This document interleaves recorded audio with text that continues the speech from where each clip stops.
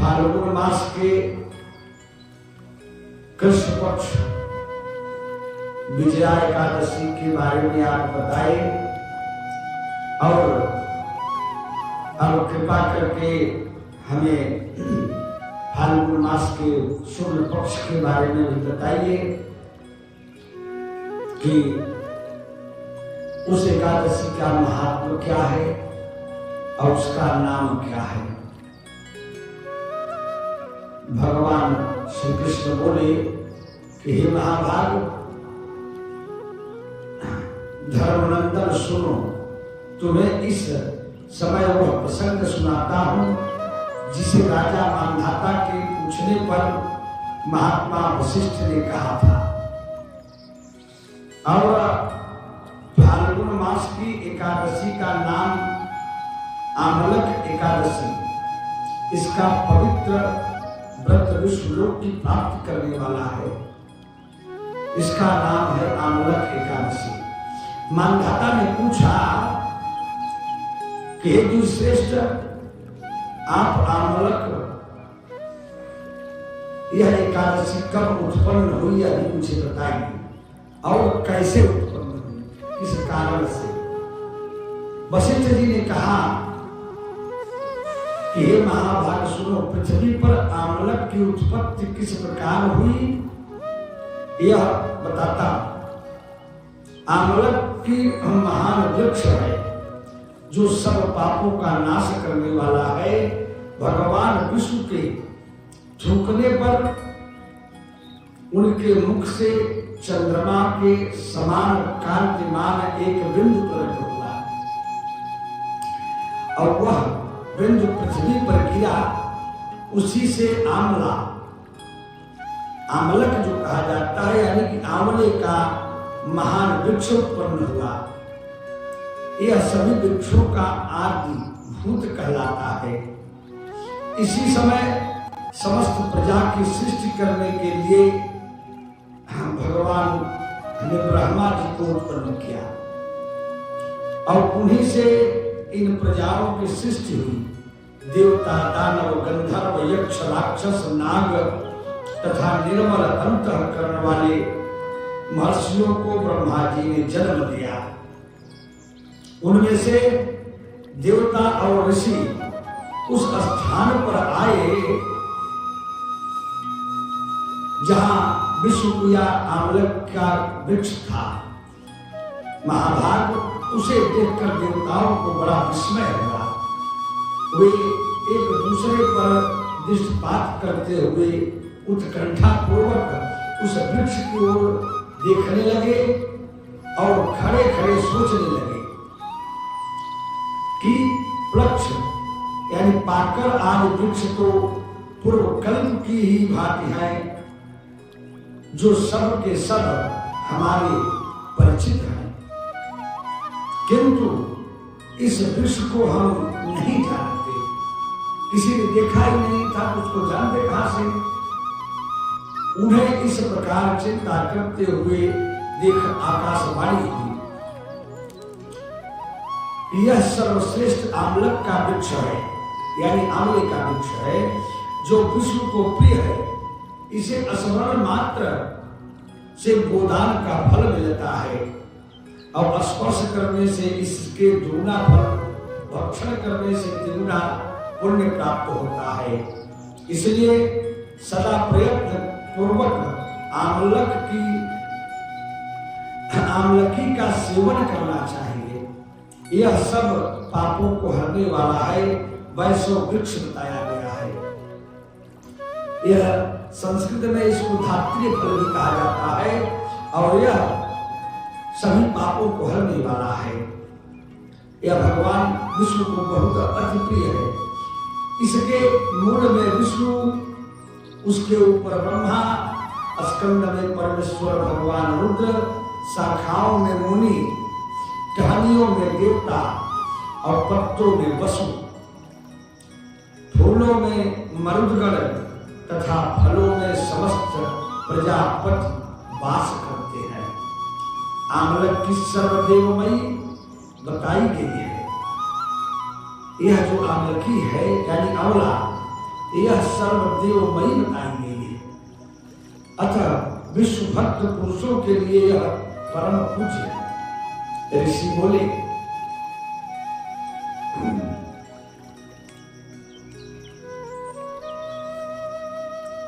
अव्यक्त रूप से बोलने वाले महापुरुष, हम लोग आपको क्या समझें, आप कौन हैं?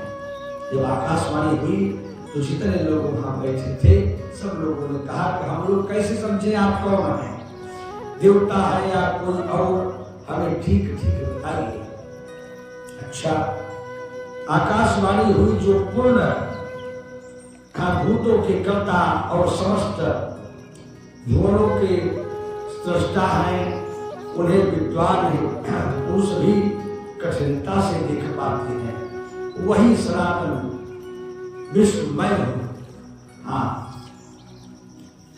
देवादिदेव भगवान विष्णु का कथन सुनकर उन ब्रह्म कुमार महर्षियों के नेत्र आश्चर्य से चकित हो गए। उन्हें बड़ा विस्मय हुआ। वे आदि अंत रहित भगवान की स्तुति करने लगे। हाँ, ऋषि बोले, संपूर्ण देवताओं के, भूतों के आत्मभूत आत्मा एवं परमात्मा को नमस्कार है। अपनी महिमा से भी कभी च्युत न होने वाले अच्युत को मैं नित्य प्रणाम करता हूँ। अंतरहित परमेश्वर को बारंबार प्रणाम है। हे दामोदर कवि, सर्वज्ञ और यज्ञेश्वर को नमस्कार है। मायापते, आपको प्रणाम है। आप विश्व के स्वामी हैं, आपको नमस्कार है। ऋषियों के इस प्रकार स्तुति करने पर भगवान श्री हरि संतुष्ट हुए और बोले, महर्षियों, तुम्हें कौन सा अभीष्ट वरदान दूं? ऋषियों ने बोले, क्या भगवान, यदि आप संतुष्ट हैं तो हम लोगों के हित के लिए कोई ऐसा व्रत बतलाइए जो स्वर्ग और मोक्ष रूपी फल प्रदान करने वाला हो। भगवान विष्णु बोले, महर्षियों, फाल्गुन शुक्ल पक्ष में यदि मुख्य नक्षत्र से युक्त द्वादशी हो तो वह महान पुण्य देने वाली और बड़े बड़े पातकों को नाश करने वाली होती है। हे दुष्मनों, उसमें जो विशेष कर्तव्य है उसको सुनो। आम्ल की एकादशी में आंवले के वृक्ष के पास जाकर वहां रात्रि में जागरण करना चाहिए। इससे मनुष्य सब पापों से छूट जाता है और सहस्त्र गोदान का फल प्राप्त करता है। हे विप्रगण, यह व्रतों में उत्तम व्रत है और इस व्रत की विधि बतलाइए, यह कैसे पूर्ण होता है। इसके देवता नमस्कार और मंत्र से बताइए। उस समय स्नान और दान कैसे किया जाता है, पूजन की विधि कौन सी है तथा इसके लिए मंत्र क्या है, इस सब बातों का आप यथार्थ रूप से वर्णन कीजिए। हाँ, भगवान विष्णु जी ने कहा, हे द्विजवरों, इस व्रत की जो उत्तम विधि है उसको श्रवण करो। एकादशी को प्रातः काल दंत धावन करके यह संकल्प करें कि हे पुंडरीकाक्ष अच्युत, मैं एकादशी को निराहार रहकर दूसरे दिन भोजन करूंगा। आया नहीं कि पता चली व्रत है तो बोझ भर खाते जाएंगे। नहीं, व्रत उपवास है, त्याग कहा जाता है व्रत है। आप मुझे शरण में रखे, ऐसा नियम लेने के बाद पतित, चोर, पाखंडी, दुराचारी, मर्यादा भंग करने वाले तथा गुरुपत्नीगामी मनुष्यों से वार्तालाप न करें। अपने मन में यानी अपने मन को वश में करके नदी में, पोखरे में, कुएं पर अथवा घर में स्नान करें। स्नान के पहले शरीर में मिट्टी लगाए और कहते रहे वसुंधरे तुम्हारे ऊपर अश्व और रथ चला करके है तथा वामन अवतार के समय भगवान विष्णु ने भी तुम्हें अपने पैरों से नापा था। व्यक्ति के और मृत्यु के मुने मैंने करोड़ों जन्मों से जो पाप किए हैं मेरे उन सब पापों को हर लीजिए। और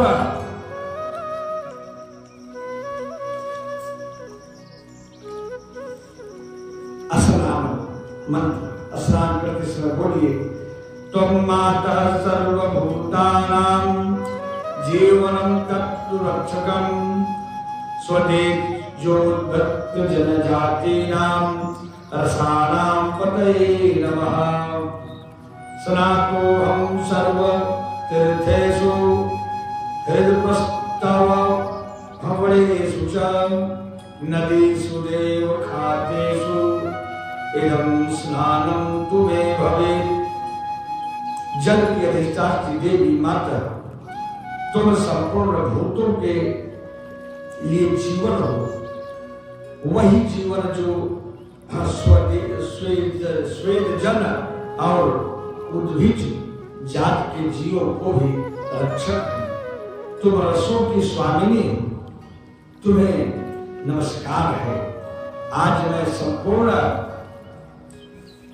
तीर्थों में, कुंडों में, झरनों में, नदियों में और देव संबंधी सरोवर में स्नान कर चुका। मेरा यह स्नान उस सभी स्नानों में का फल देने वाला है। और विद्वान पुरुष को चाहिए कि वह परशुराम की सोने की प्रतिमा बनवाए और प्रतिमा अपनी भक्त शक्ति के धन के अनुसार एक या आधे मास से सोने की होनी चाहिए। स्नान के पश्चात घर आकर पूजा और हवन करें। इसके बाद जब सब प्रकार की सामग्री लेकर आंवले के वृक्ष के पास जाए, वहां वृक्ष के चारों ओर की जमीन को झाड़ू बहारू लगाकर लीप पोत कर शुद्ध करे और शुद्ध की हुई भूमि मंत्र पाठ पूर्वक जल से भरे हुए नवीन कलश की स्थापना करें। कलश में पंचरत्न और दिव्य गंध आदि छुए, श्वेत चंदन से उसको चर्चित करें और कंठ की ये फूल माला की माला पहनाए और सब प्रकार से धूप दीप से पूजा जैसे पंचोपचार पुरुषोपचार की जाती है उसे कर चलाए और दीपों से श्रेणी से सजाए रखे। तात्पर्य कि सब ओर से सुंदर एवं मनोहर दृश्य उपस्थित करें। पूजा के लिए नवीन छाता, जूता और वस्त्र भी मान कर रखे, वह भी बना कर रखिए और कलश के ऊपर एक पात्र रखकर उसे दिव्य लाल यानी खीलों से भर दें। फिर उसके ऊपर सुवर्णमय परशुराम जी की स्थापना करें। हम विश्वरूपाय नमः कहकर उनके चरणों की विश्वरूपाय नमः, उग्राय नमः, दामोदराय नमः, पद्माय नमः, श्रीवत्सने नमः, अक्षतने नमः, गजने नमः, वैकुंठाय नमः, हरियज्ञ मुखाय नमः, विश्वोपदे नमः, वासुदेवाय नमः, वामनाय नमः, सर्वात्मने नमः। से यह बोलकर भक्ति युक्त चित्त से शुद्ध फल के द्वारा देवाधिदेव परशुराम जी का अर्घ प्रदान करें और अर्घ देते समय यह मंत्र भी बोला जाता है। नमस्ते देव देवेशा जामदग्न्य नमोस्तुते गृहाणार्घ्यामिमं दत्त मामलक्यायुतं हरे। हे देवदेवेश्वर जमदग्नि विश्व स्वरूप परशुराम जी आपको नमस्कार है, नमस्कार है। आंवले के फल के साथ दिया हुआ मेरा यह अर्घ प्रदान करें। यानी अर्घ को देते समय उसमें आंवला को डालकर तब अर्घ भगवान को अर्पित करें। तदनंतर भक्ति युक्त चित्त से जागरण करें। नृत्य संगीत वाद्य धार्मिक उपाख्यान तथा श्री विष्णु संबंधी कथा वार्ता आज के द्वारा वह रात्रि व्यतीत करें। इसके बाद भगवान विष्णु के नाम लेकर आमलक वृक्ष की परिक्रमा कर 108 या 28 बार करें, या तो 108 बार कर ले, यदि नहीं हो पाता है तो 28 बार कर ले। और